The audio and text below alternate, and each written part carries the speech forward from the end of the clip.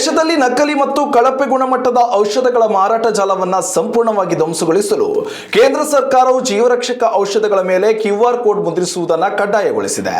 ದೇಶದ ಆರೋಗ್ಯ ಕ್ಷೇತ್ರದಲ್ಲಿ ಪಾರದರ್ಶಕತೆ ತರಲು ಕೇಂದ್ರ ಆರೋಗ್ಯ ಮತ್ತು ಕುಟುಂಬ ಕಲ್ಯಾಣ ಸಚಿವಾಲಯವು ಔಷಧ ನಿಯಮಾವಳಿ ಕಾಯ್ದೆ 1945ಕ್ಕೆ ಮಹತ್ವದ ತಿದ್ದುಪಡಿ ತಂದಿದ್ದು ಶೆಡ್ಯೂಲ್ H2 ವ್ಯಾಪ್ತಿಯನ್ನು ವಿಸ್ತರಿಸಿದೆ. ಹೊಸ ಆದೇಶದ ಅನ್ವಯ ಇನ್ನು ಮುಂದೆ ಭಾರತದಲ್ಲಿ ತಯಾರಾಗುವ ಎಲ್ಲ ವಿಧದ ಲಸಿಕೆಗಳು, ಜೀವರಕ್ಷಕ ಕ್ಯಾನ್ಸರ್ ನಿರೋಧಿ ಔಷಧಗಳು ಮತ್ತು NDPS ಕಾಯ್ದೆಯಡಿ ಬರುವ ಸೈಕೋಟ್ರೋಪಿಕ್ ಮಾದಕ ದ್ರವ್ಯಗಳ ಪ್ಯಾಕೇಜಿಂಗ್ ಮೇಲೆ ಕಡ್ಡಾಯವಾಗಿ ಬಾರ್ಕೋಡ್ ಅಥವಾ QR ಕೋಡ್ ಅಳವಡಿಸಬೇಕಾಗುತ್ತದೆ. ಔಷಧ ತಯಾರಕರು ತಮ್ಮ ಉತ್ಪನ್ನಗಳ ಪ್ರಾಥಮಿಕ ಲೇಬಲ್ ಮೇಲೆ ಅಥವಾ ಸ್ಥಳಾವಕಾಶದ ಕೊರತೆ ಇದ್ರೆ ದ್ವಿತೀಯ ಲೇಬಲ್ ಮೇಲೆ ಇದನ್ನು ಮುದ್ರಿಸಬೇಕಿದೆ.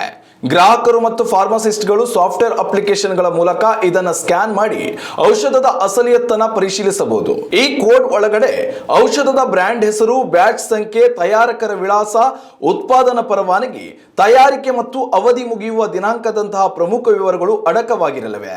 ಈ ಹಿಂದೆ ಕೇವಲ 300 ಪ್ರಮುಖ ಬ್ರ್ಯಾಂಡ್ಗಳಿಗೆ ಮಾತ್ರ ಈ ನಿಯಮ ಅನ್ವಯವಾಗಿತ್ತು.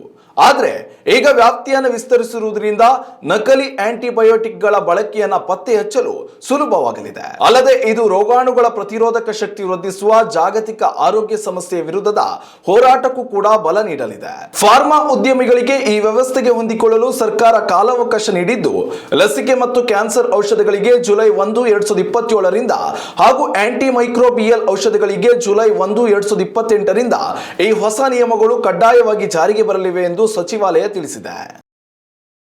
ಉತ್ತಮ ಸಂಸ್ಕಾರಯುತ ಶಿಕ್ಷಣದೊಂದಿಗೆ VSS English medium CBSE school Udupi Muddur. ನರ್ಸರಿಯಿಂದ 10ನೇ ತರಗತಿವರೆಗೆ ಶಿಕ್ಷಣದ ಜೊತೆಗೆ 5ರಿಂದ 10ನೇ ತರಗತಿವರೆಗಿನ ವಿದ್ಯಾರ್ಥಿನಿಯರಿಗೆ ಉತ್ತಮ ಹಾಸ್ಟೆಲ್ ಸೌಲಭ್ಯವೂ ಇದೆ. ನಿಮ್ಮ ಮಕ್ಕಳ ಪ್ರವೇಶಾತಿಗಾಗಿ ಈ ಸಂಖ್ಯೆಗೆ ಕರೆ ಮಾಡಿ.